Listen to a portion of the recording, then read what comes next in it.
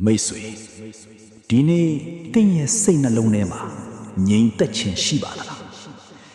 ဒီကနေ့ကဘာကြီးကိုကြည့်လိုက်ရှုပ်ထွေးမှုတွေစစ်ပွဲတွေပူဆိုးသောကတွေနဲ့ပြည့်နှက်နေတာကိုကျွန်တော်တို့တွေ့ရပါတယ်ဒါပေမဲ့လူသားတို့ရဲ့အကြီးမားဆုံးပြဿနာကကျွန်တော်တို့ရဲ့အပြင်ဘက်မှာရှိနေတာမဟုတ်ပါဘူးကျွန်တော်တို့ရဲ့အထဲမှာကျွန်တော်တို့ရဲ့စိတ်နှလုံးထဲမှာဖြစ်ပါတယ်အဲ့ဒီပြဿနာရဲ့နာမည်ကတော့အပြစ်လို့ခေါ်ပါတယ်တမန်ကျမ်းစာကရှင်းရှင်းလင်းလင်းဖော်ပြထားပါတယ်ကျွန်တော်တို့လူသားအားလုံးဟာကဘာဦးမှာပထမဆုံးဖန်ဆင်းခံရတဲ့လူဖြစ်သူအာဒမ်စီကနေဆင်းသက်လာကြတာဖြစ်ပါတယ်ဖျားသခင်ကအာဒမ်ကိုအပြစ်ကင်းစင်တဲ့ကဘာမြေမှာနေရာချထားပြီးရပါတယ်ဒါပေမဲ့အာဒမ်မှာဖျားသခင်ရဲ့စကားကိုနားမထောင်ဘူးကိုတော်ရဲ့အမိန့်ကိုလွန်ဆန်ပြီးပုံခံခဲ့ပါတယ်အဲ့ဒီလိုအာဒမ်ကဖျားစကားနားမထောင်ခဲ့ခြင်းကြောင့်ပဲဒီလောကထဲကိုအပြစ်ဆိုတဲ့အစိတ်ဆိုးကြီးဝင်ရောက်လာခဲ့ပါတယ်အာဒမ်စီကနေဆင်းသက်လာတဲ့ကျွန်တော်တို့လူသားတိုင်းတင်ရောကျွန်တော်ပါအဲ့ဒီအပြစ်ပီစာကိုအမွေရခဲ့ကြတယ်တမန်ကျမ်းစာက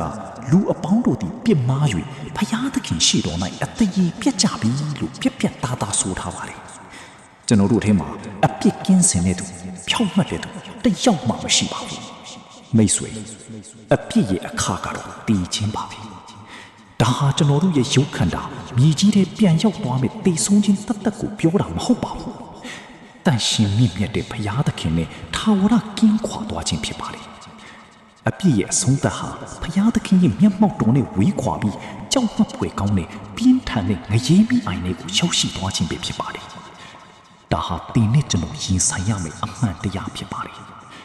ဘုရားသခင်ဟာတန်ရှင်းတဲ့အတွက်အပြစ်ကိုလက်ခံလို့မရပါဘူးဒါပေမဲ့မိတ်ဆွေဒီနေ့သတင်းကောင်းရှိပါတယ်ဘုရားသခင်ဟာတင့်ကိုအဲ့ဒီငရဲမိအိုင်ထဲမှာမပြတ်စည်းစေချင်ပါဘူးဘုရားသခင်က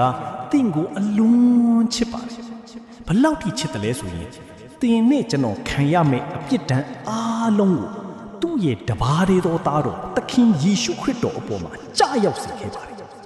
ဒါဟာဘုရားသခင်ရဲ့နားလည်နိုင်စွမ်းတဲ့ကြော်လွန်တဲ့မေတ္တာနဲ့ကြီးစွာတော်ပဲဖြစ်ပါတယ်လွန်ခဲ့တဲ့နှစ်ပေါင်း2000ကျော်ကသခင်ယေရှုဟာဂေါလဂေါသာတောင်ကုန်းပေါ်မှာကျန်းတန်းတဲ့ကားတိုင်အသေးခံခဲ့တယ်။တင်နဲ့ကျွန်တော်ရဲ့အပြစ်ကြွေးတွေအားလုံးအတွက်ကုတော်အသွေးသွင်းခဲ့ပါတယ်။တင်ပေးရမယ့်အဖို့အခါကိုကုတော်ပေးဆက်ခဲ့တယ်။ဒါပေမဲ့ကုတော်ဟာတင်းချိုင်းလေးမှာအဆုံးသတ်မသွားခဲ့ပါဘူး။တတိယနေ့တည်ခြင်းတရားကိုအောင်မြင်ပြီးရှင်ပြန်ထမြောက်ခဲ့ပါတယ်။ခရစ်တော်အသက်ရှင်ပါတယ်။ယနေ့တင့်ကိုကည်တင်ဖို့ကိုတော်အသင့်ရှိနေပါတယ်ဒီကနေ့မိတ်ဆွေဘာလုပ်ရမလဲပထမအချက်အနေနဲ့တာမာကျမ်းစာကတင့်ကိုနောင်တရပါလို့ခေါ်ဖိတ်နေပါတယ်နောင်တရတယ်ဆိုတာကိုယ့်ရဲ့အပြစ်လန်းဟောင်းကိုစွန့်ခွာပြီးအဖြစ်ကိုယွန်းရှာတာဖျားသခင်ဘက်ကိုလှည့်ပြန်တာဖြစ်ပါတယ်ဒုတိယအချက်အနေနဲ့တင့်ရဲ့စိတ်နှလုံးထဲမှာသခင်ယေရှုခရစ်တော်ကိုတင့်ရဲ့ကယ်တင်ပိုင်ရှင်အဖြစ်ယုံကြည်လက်ခံပါခေါင်းထဲကနေတိယုံနှုတ်ခမ်းပြားလေးနဲ့ပြောယုံယုံကြည်တာမျိုးမဟုတ်ပဲတင့်ရဲ့တစ်ခုတည်းသောမျှော်လင့်ချက်အဖြစ်စိတ်နှလုံးအကျွေးမဲ့ယုံကြည်ကူးစားရမှာဖြစ်ပါတယ်သခင်ယေရှုကိုတင့်နှလုံးသားထဲဖိတ်ခေါ်လက်ခံလိုက်တာနဲ့တပြိုင်နက်တင့်ရဲ့အပြစ်တွေအားလုံးဟာဆီးကြောခြင်းခံရပါလိမ့်မယ်ဖယားသခင်ရဲ့သားသမီးဖြစ်ခွင့်ကိုရရှိပါလိမ့်မယ်အဲ့ဒီခါမှာငရဲကိုသွားเสียမလိုတော့ပဲတည်ပြီးတဲ့နောက်ဖယားသခင်နဲ့အတူထာဝရအသက်ကိုတင်တီချာပေါက်ပိုင်ဆိုင်ရပါလိမ့်မယ်မိတ်ဆွေမနှက်ဖြန်ဆိုတာကျွန်တော်တို့အတွက်တီချာတဲ့နေ့ရမဟုတ်ပါဘူးအချိန်မဆွဲပါနဲ့ဒီနေ့ဟာကဲတင်ခြင်းနေ့ရဖြစ်ပါလေတင်ရောက်နေတဲ့နေရာမှာပဲတင်ရဲ့စိတ်နှလုံးထဲကနေအခုလိုဆုတောင်းလိုက်ပါအိုးဖယားသခင်အကျွန်ုပ်သည်အပြစ်ရှိသောသူဖြစ်ကြောင်းကိုဝန်ခံပါ၏ကိုတော်နှင့်ကင်းကွာလျက်ပျက်စီးရမည်သူဖြစ်ပါလေတို့တော်သားတော်ယေရှုခရစ်တော်သည်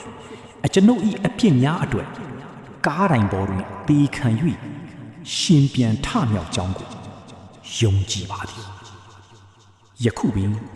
အကျွန်ုပ်၏စိတ်နှလုံးတကားကိုဖွင့်၍ သခင်ယေရှုကိုကယ်တင်ပိုင်ရှင်အဖြစ်လက်ခံပါအကျွန်ုပ်ကိုကယ်တင်တော်မူပါထာဝရအသက်ကိုပေးသနာတော်မူပါဒီလိုယုံကြည်စွာဆုတောင်းခဲ့တယ်ဆိုဖယားသခင်ရဲ့ကျေးဇူးတော်ကြောင့်သင်ဟာယနေ့ပဲကယ်တင်ခြင်းကိုရရှိဖြစ်ပါတယ်ဖယားသခင်တင့်ကိုကောင်းချီးပေးပါစေ